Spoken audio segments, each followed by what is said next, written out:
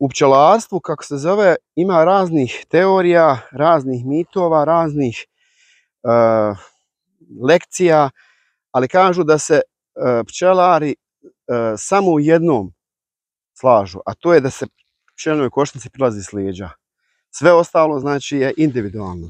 Kako će čovjek napraviti sebi, da kažemo, olakšicu, on će to i uraditi, ali u svakom slučaju znači pčelinoj zajednici prilazimo s leđa, otvaramo znači polako, bez nekih naglih pokreta, ne želeći znači da uzbudimo pčelinu zajednicu koja je tu.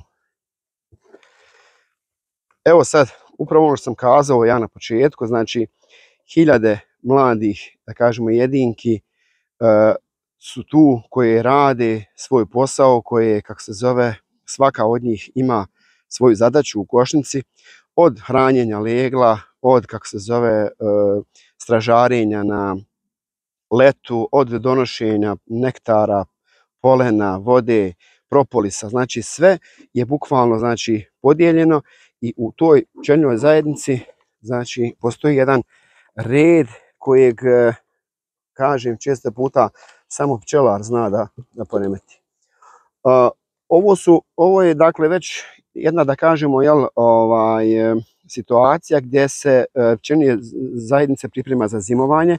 Ovo su krajnji ramovi, znači, koji su s medom i oni obično znači idu do samog kraja u pčelinoj zajednici. Opet imamo znači med, jer svaka pčelina zajednica da bi opstala mora znači imati otprilike nekih 10 do 15 kg meda u pčelinoj zajednici da bi znači preživjela zimu.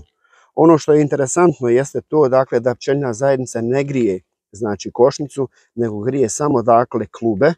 To je znači ovaj dio znači koji je striktno vezan uz samu maticu i uz leglo. Pogledat ćemo sad ovdje u ovoj zajednici da li ima legla. Znači danas je 19. jel tako, septembar, mjesec u kojem znači pčelinje zajednica već polako se priprema za zimu i evo upravo vidimo znači leglo i vidimo evo mladu pčelu koja dolazi na ovaj svijet. Vidite kako se ona sama, dakle, bukvalno probija odozdo iz znači ovog legla, dakle sama ona, da kažemo, to leglo projede i niko joj ne pomaže, bukvalno to je njezin, da kažemo, njezina borba, dakle prvi zadatak kojeg mora dakle da ispuni, a to je da sama izađe znači iz ćelije u kojoj je znači zaležena. Ovo je znači leglo koje je staro, takozvano, znači poklopljeno, iz kojeg već pčela izlazi dakle na ovaj svijet. Evo ovdje već imamo veću koncentraciju znači tog takozvanog zatvorenog legla. Vidite, znači ona je već, da kažemo, veća površinom nego ovaj malo prijašnji ram koji smo vidjeli. I znači ovo je staro leglo. Pogledat ćemo da li slučajno ima mladog legla. A šta znači mlado leglo? To znači dakle leglo koje je matica zalegla prije par dana i na taj način znači vidjet ćemo da li matica još uvijek zaliježe novu pčelu. Evo sad vidimo ovdje sljedeći ram koji je još više, da kažemo, sa poklopljenim leglom. Vidite, dakle, malte ne, znači uredi 2/3 ovog rama je sa poklopljenim leglom i vidimo ovdje na ovim nogicama kod ove dakle pčele, znači polen kojeg ona donosi i bukvalno znači odlaže ga odmah blizu samog legla. Ovdje vidimo sa strane, evo možda se može vidjeti ako se malo zoomira, znači evo ovdje malo ćemo ovo da kažemo pokvariti, ono će to opet popraviti. Vidimo dole unutra znači larvu, to je takozvano sedefasto leglo, znači koje će vrlo brzo biti poklopljeno i za 21 dan, znači od momenta kada matica zaleže tu, da kažemo, ćeliju, izađe znači odrasla, znači zdrava jedinka, ukoliko nije ni na koji način znači ona opterećena varovom. Ovdje već vidimo primjer, znači dosta mladog legla, znači vidimo čak, ja vidim, sad ne znam koliko će kamera uspjeti da zoomira, unutra znači vidi se tek zaleženo, nešto kao vrh špicaljke, znači olovke, tako izgleda da kažemo jel tek jaje koje je zaleženo prije dan, dva. I to govori znači da ova zajednica još uvijek nije stala sa leglom. Nismo vidjeli, evo matica, upravo to sam htio da kažem. Evo matica, znači vidite ima dakle žutu, da kažemo, oznaku na sebi. To dakle znači da je ona iz 2022. godine.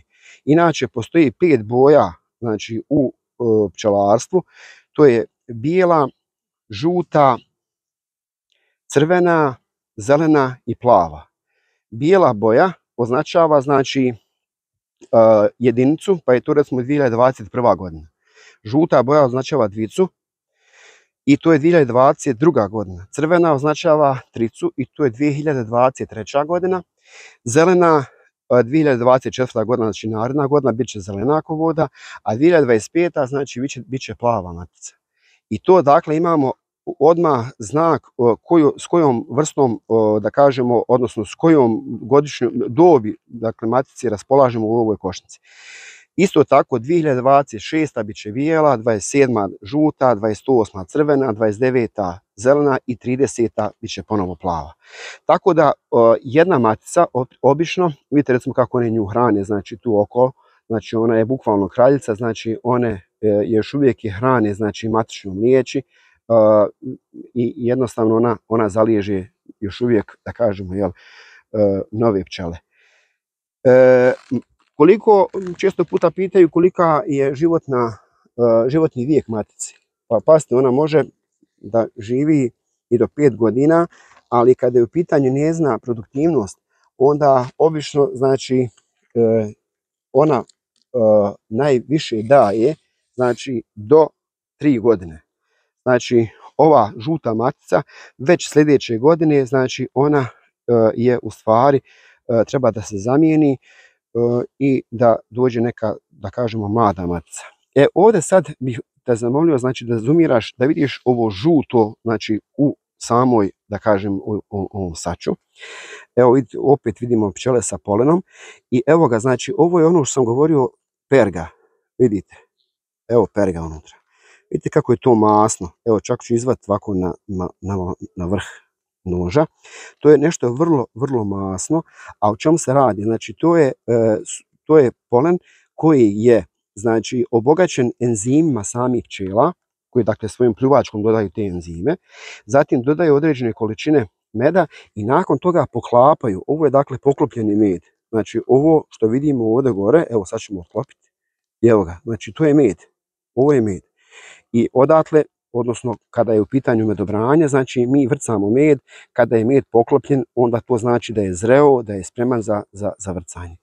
Ovaj med u košnici je njihov med, mi ćemo još malo prehraniti ovu, da kažemo, zajednicu, dodat ćemo joj također i probiotik, znači koji je vrlo važan za stvaranje imuniteta, znači da te zajednice, da kažemo, uđu što, da kažemo, zdravije u zimu, kako bi lakše predeverali zimu. I ono što je interesantno, to moramo znati, znači da bukvalno zima kao zima, hladnoća, ne može ubiti pčelinju zajednicu, nego u stvari smrt nastupa onda kada u stvari u toj zajednici nema dovoljne količine meda. A šta je med? Med je energija koju troše, znači, bukvalno pčele, znači da bi proizvele toplotu. Znači ja bih rekao da je med u košnicama tokom zime kao naš ogrijev, znači drva ili čumur ili pelet, šta već trošimo, što više ložimo sve je toplije, što manje ložimo sve je hladnije, a ako nikako ne ložimo da se smrznemo.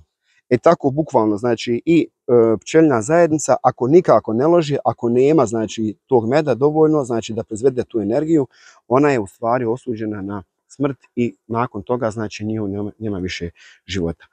Ovo je zajednica znači koja će, ako Bog da, uz Božju pomoć prezimiti i na proljeće znači od nje će se ponovo dobiti ili med ili novi rojevi, a u nekim izuzetnim godinama dobijete i med i rojeve. Znači to govori da od prirode zavisi, kako dragi Bog dadne čovjeku, znači tu blagodat, da od te blagodati zavisi koliko će, da kažemo, on hajrovati.